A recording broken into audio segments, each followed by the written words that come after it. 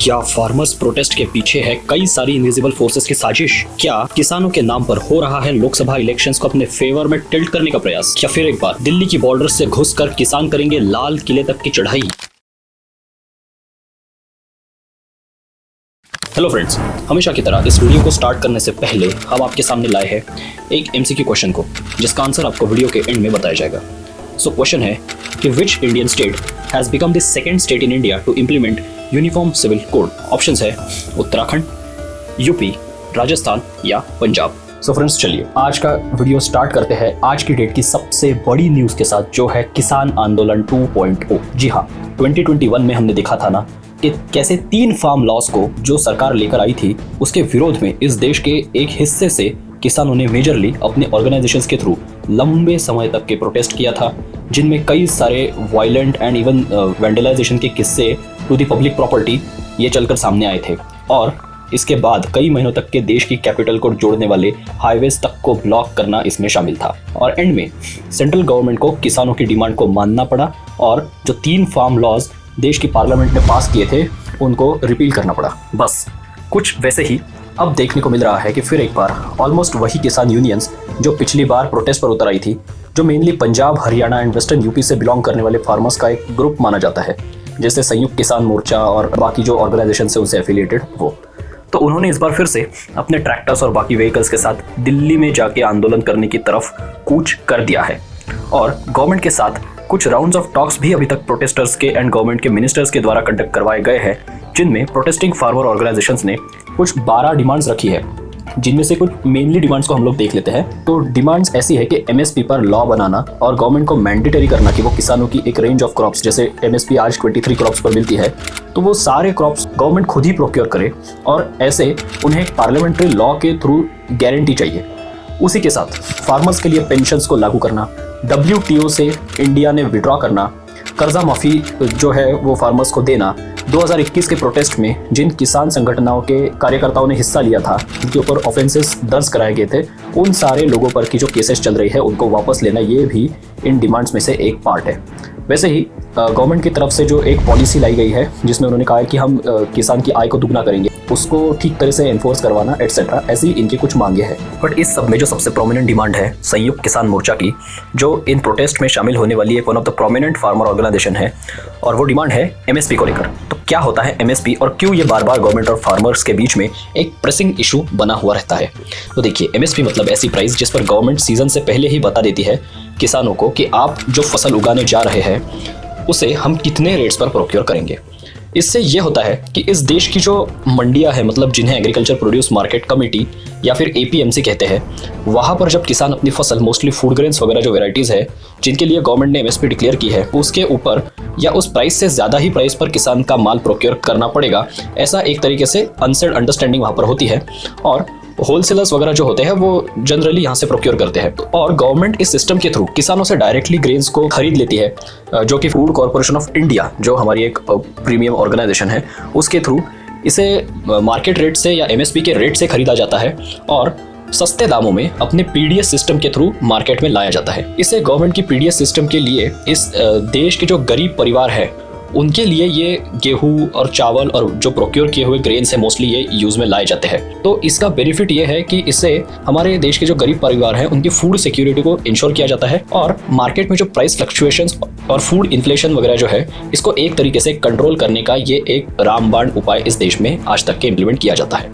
लेकिन green revolution आने के बाद, जहां डॉक्टर MS स्वामीनाथन ने high yield varieties of seeds से लेकर इंप्रूव्ड फर्टिलाइजर्स एंड इरिगेशन का एक नया दौर इस देश में लाया, उसे भारत में 1960s एंड 70s में देश में हरित क्रांति या ग्रीन रिवॉल्यूशन आया और हम फूड सरप्लस कंट्री बन गए थे, जो एक ज़माने में हम फूड डेफिसिट हुआ करते थे। इंपोर्टेड गेहूं और बाकी सारी चीज़ें हमें लानी पड़ रही थी। इतना भी एक खराब समय एक बार आ गया था 1965-67 के अराउंड। तो उसके बाद ये जो ग्रीन रिवॉल्यूशन है, ये सबसे ज़्यादा जहां असर कर गया उसका रीच है पंजाब, हरियाणा और MP एंड वेस्टर्न यूपीज़ के कुछ पार्ट्स में। सो अगर देखा जाए तो आज भी जो MSP है उसका सबसे ज़्यादा फायदा ये पंजाब के और हरियाणा के किसानों को ही मिलता हुआ दिखता है। अगर नंबर्स की बात करें तो लगभग 20,000 करोड़ के MSP के अंडर प्रोक्योरमेंट्स जो हुए थे व्हीट के लिए पर्टिकुलरली, वो पंजाब के किसानों से लिया गया था। और उसके बाद आता है MP और हरियाणा का नंबर।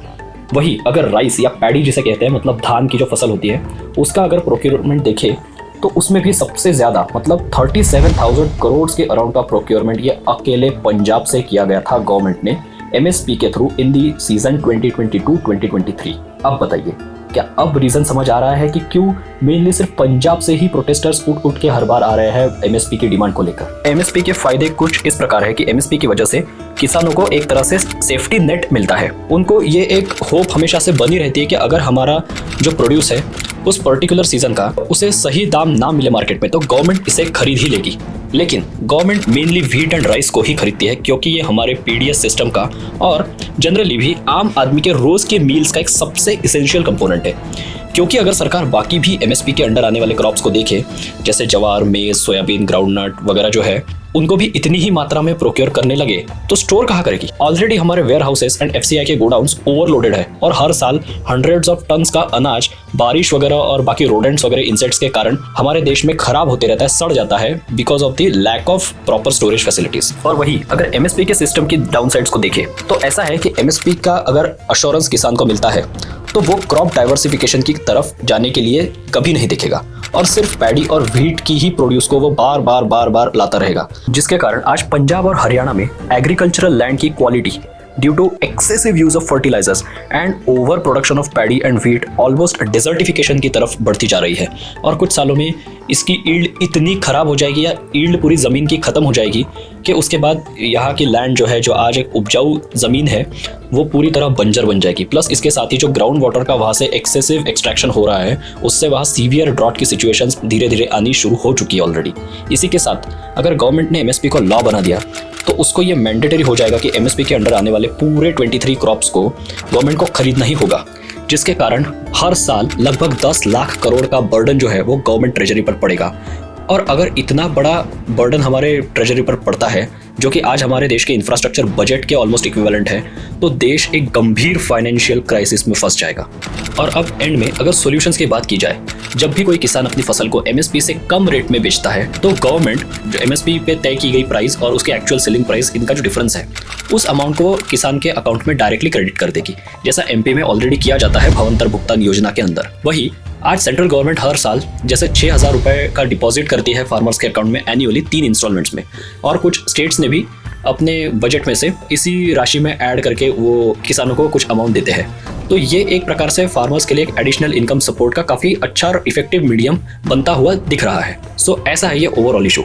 देखते हैं गवर्नमेंट और फार्मर्स की अगली राउंड्स ऑफ मीटिंग्स में क्या आउटकम निकल कर आता है और आने वाले दिनों में लोकसभा इलेक्शंस के माहौल में ये इशू अब कितना दूर तक के खींचा जाता है, ये भी एक बड़ा इंटरेस्टिंग डेवलपमेंट होने जा रहा है। और अब टाइम आ गया है आज के MCQ क्वेश्चन को आंसर करने का। तो आंसर है option A, Uttarakhand. Friends, recently Uttarakhand assembly ने यूनिफॉर्म सिविल कोड बिल को पास कर दिया है और जल्द ही उसका इम्प्लीमेंटेशन भी होने जा रहा है, जिसके कारण बहुत बड़ा घमासान हो रहा है पूरे उत्तराखंड राज्य में और साथ ही साथ देश भर में भी। सो एग्जैक्टली क्या है ये पूरा इशू, इसको जानने के लिए आप हमारे सरल UPSC के YouTube चैनल पर जो वीडियो बना हुआ है उसको जाकर जरूर देखिएगा और चैनल को भी सब्सक्राइब करना ना भूलिएगा। और अब आते हैं इस वीडियो के सबसे इंटरेस्टिंग पार्ट पर। क्या आपको पता है कि UPSC की प्रिपरेशन में कोई भी सीरियस एस्पिरेंट, चाहे वो फन अकेडमी में जाके पढ़ता हो या फिर मिस्टर भाजीराम का प्रिय शिष्य हो, टेस्ट के लिए वो सरल UPSC का रैंक 1 प्रोग्राम ही लगाता है, क्योंकि ये एक ऐसा यूनिक प्रोग्राम है जिसमें आपको UPSC एग्जाम को सरल तरीके से कैसे डिवाइड एंड कॉन्कर करके जीता जा सकता है उसकी रेडीमेड रेसिपी मिलती है। इस प्रोग्राम के बारे में और डिटेल्स को जानने के लिए आप डिस्क्रिप्शन में दी हुई लिंक को यूज करें और ऐसे ही इंटरेस्टिंग टॉपिक्स पे आने वाले अगले वीडियोस को देखने के लिए चैनल को सब्सक्राइब करें, क्योंकि ऐसा करने से अब UPSC होगा और भी सरल।